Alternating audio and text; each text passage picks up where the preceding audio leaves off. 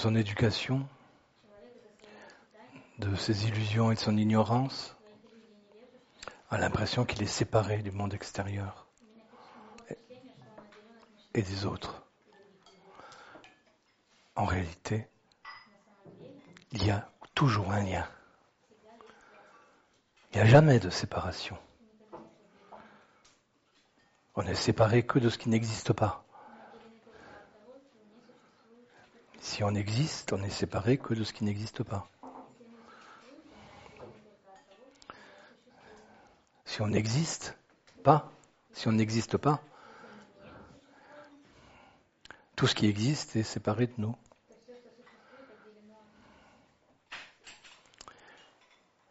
Donc on vit constamment dans ce qu'on appelle la dualité. Alors qu'en la réalité, c'est le lien dans l'unité.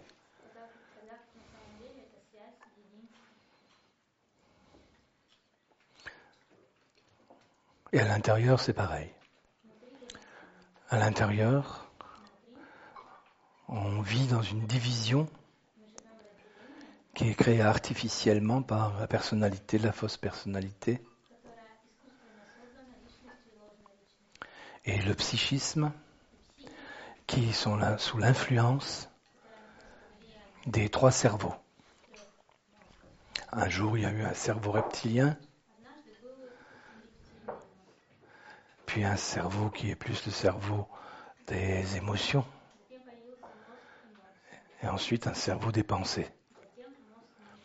Et comme ils ont commencé à exister de façon séparée,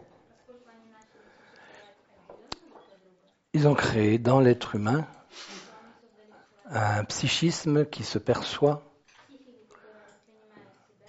de façon fausse, qui sépare les émotions des pensées, des sensations. Alors qu'en réalité, il y a un lien, il n'y a pas de séparation.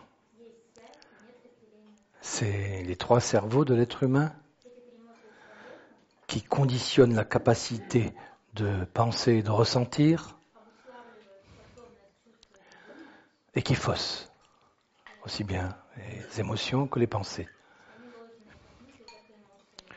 Quelqu'un qui pense sans son cerveau, il pense non plus dans la dualité, dans la séparativité,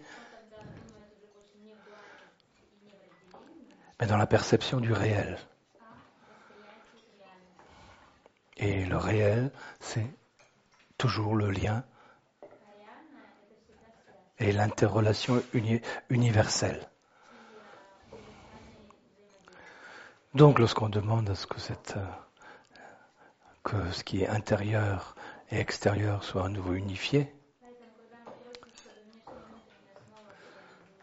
c'est à partir de la perception de sa propre division. Et l'éveil, la réalisation de soi, c'est le dépassement de toutes ces divisions. C'est la libération de toutes ces influences séparées. Et parfois, on peut en avoir un exemple, comme lorsqu'on pratique vraiment de façon intensive la gratitude. On se rend soudain compte que toutes les qualités dont on parle, de toutes les attitudes élevées dont on parle, se rejoignent dans une seule pratique. Et c'est comme ça pour les qualités de l'esprit aussi. Si on en pratique une correctement, toutes les autres sont dans cette même non-dualité. Et le chemin est un chemin qui est le chemin de la non-dualité.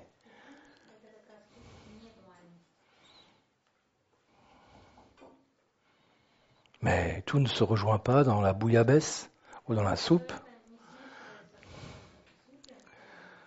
Tout est en interrelation et donc lié. Et chaque être et chaque chose à sa véritable place. Et la non-dualité, c'est chaque chose et chaque être à sa place dans l'interrelation.